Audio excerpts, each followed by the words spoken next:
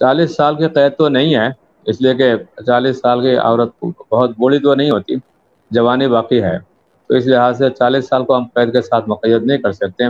بلکہ جس وقت عام طور پر خاتون بوڑھی ہو جائے، کافی بوڑھی ہو جائے، عام طور پر معاشرے کے اندر بوڑھی لگے، وہ بوڑھی کہلائے گی۔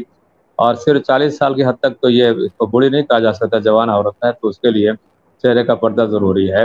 اور جو بالکل ہی بڑی عمر کی ہو گئی ہے، اور یعنی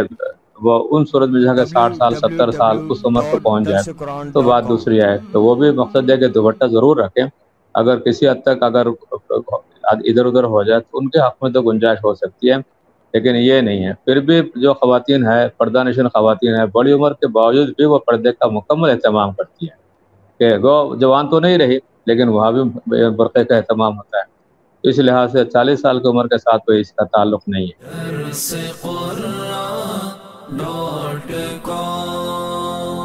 www.darsequran.com